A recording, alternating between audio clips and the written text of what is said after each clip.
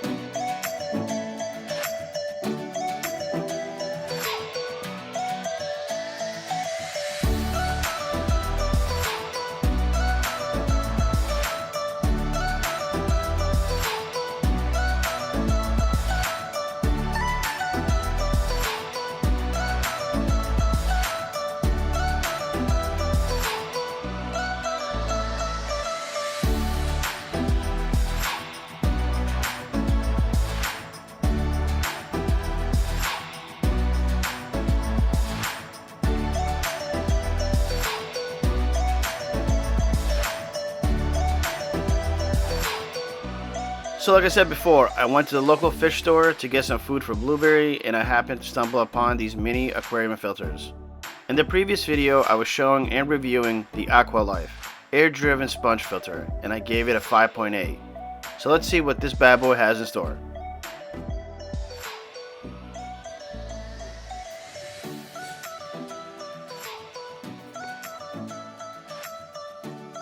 Okay, here we have Vibrant Life small or mini internal power filter, 2-stage filtration, ceramic media included. Next, let's see what it states. Internal power filter, small, quiet, and powerful. Circulates 10 gallons of water per hour, sweet. Filter cartridge included, also sweet. Ceramic media included, very nice. And it's rated for aquariums up to 1.5 gallons. Alright, let's check it out. Of course, can't forget the manual. Here we go, instruction manual, model AQ11N12N.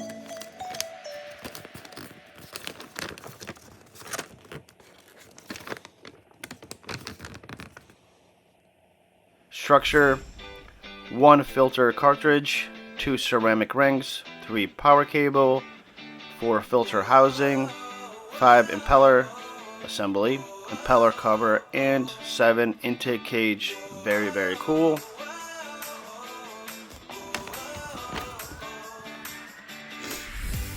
Alright, preparation before use, also very important. 1. Rinse the cartridge in clean room temperature water. Treat it with a water conditioner to remove chlorine, which will extend the life of the activated carbon. 2. Ensure the cartridge and the ceramic ring are secure in place and the filter sits at least 1 to 2 inches above the gravel. 3. Place the filter at the back of the aquarium. Do not plug it in yet. 4. Ensure the water is at or above minimum water level lining. 5. Plug in the filter, making a drip loop for safety. 6.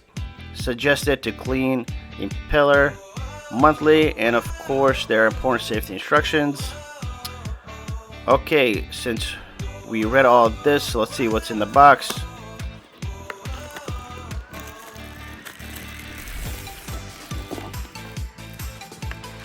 Very nice housing.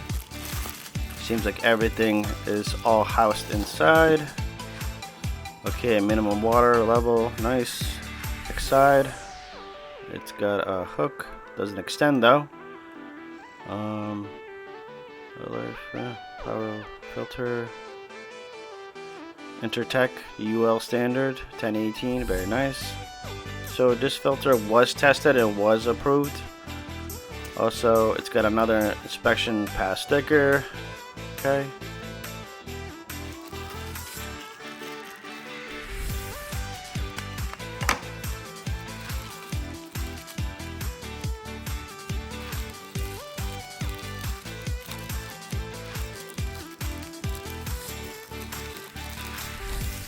The ceramic rings, I really like that they're in the netting and they are not loose, which is really nice.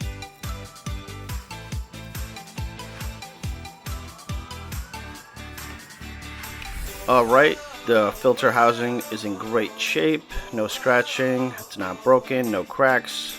The inside is very clean.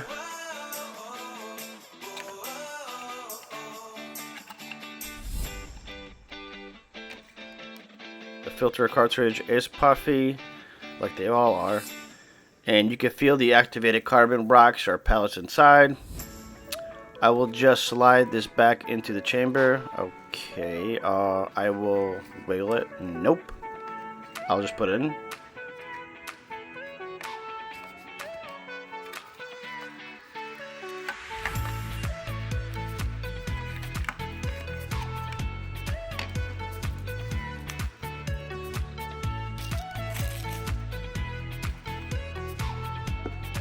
So yeah, here it is again. Vibrant Life internal power filter, 2-stage, not bad at all. Okay, so I figured it out. I just want to show this in the clip. The small end goes in first on an angle, slides in and out. You can see where it's got like a lip or a filter placement arm, and it just slides right in there. Like so. Also, the ceramic rings can actually fit behind or next to the filter itself, which is another plus. So I will just repack and put everything away until I test it out, so stay tuned.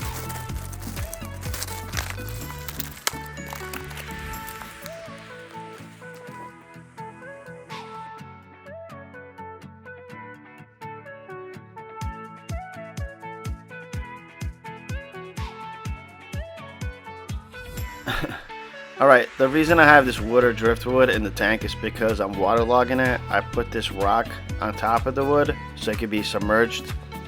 I want the driftwood to lose its buoyancy so it doesn't flow back up.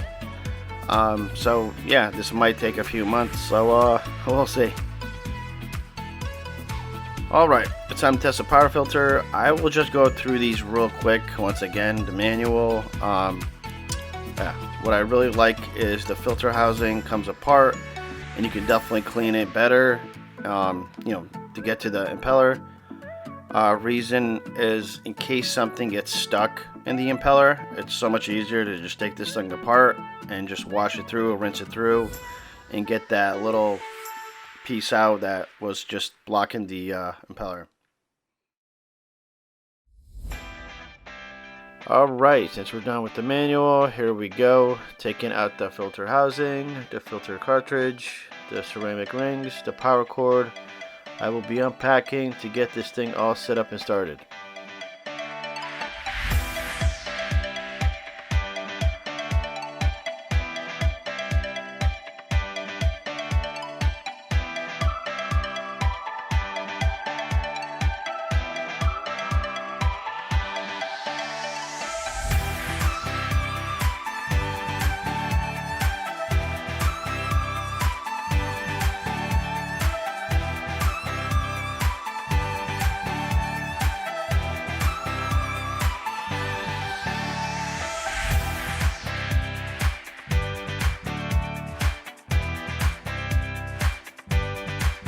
Also, to keep in mind, this is a test and a review. This filter will not be used in this future tank. So right here I'm trying to use the filter's back hook and trying to hang it on the rim, but it seems like it's not working.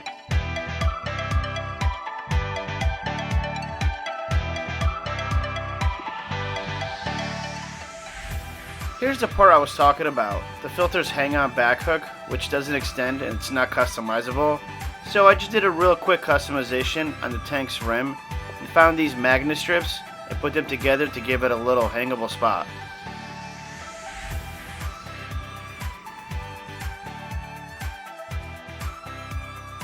You can see the filter fits perfectly, nice and snug on the custom attachment. So I wanted to plug the HOB filter in the outlet to see if it works and that it's bringing up water in the chambers. So I decided to wash everything, especially the impeller, just to make sure there was nothing stuck in the spinner. And also the water flow was really weak, so I just wanted to make sure the packaging and shipping didn't cause any issues. Once I finished rinsing everything, I put the filter back together and added the rings. But I noticed the water flow was still really weak. It was just trickling out little by little, so I decided to play around with it and make a few adjustments to see if I could get it running better.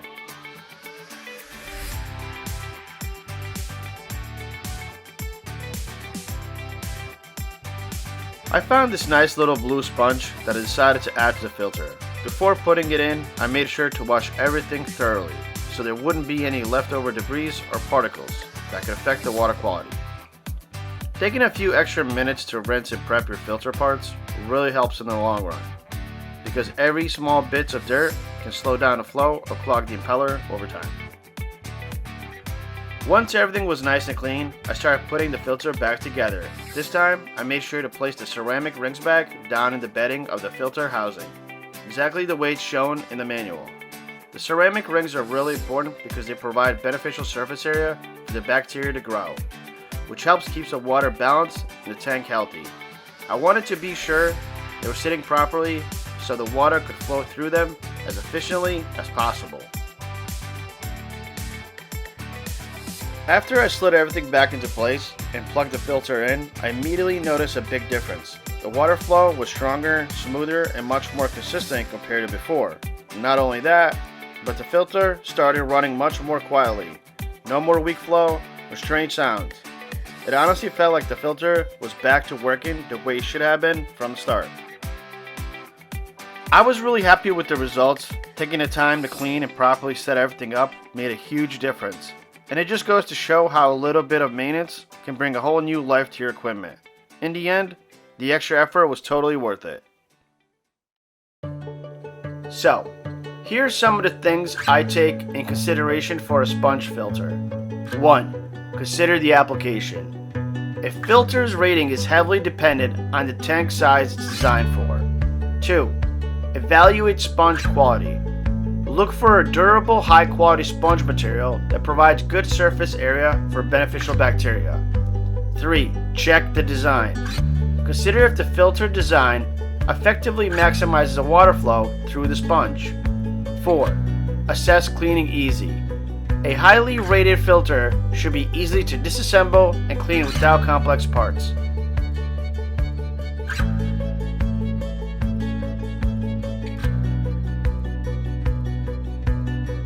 For the overall rating, I would give this mini internal power filter an 8.5 out of 10. The only thing that's missing is a sponge filter, which I added in. Also, a cap or a topper for the mini filter. The last thing would be if the hanger had an extender for hanging. As you saw, I had to customize it since it doesn't fit most aquariums that are not rimless. This is a great filter for small fish and for beginners. The thing is super quiet, reliable, compact, and it doesn't shoot out a hard flow. For the price, I think it's okay, rated at $7.97.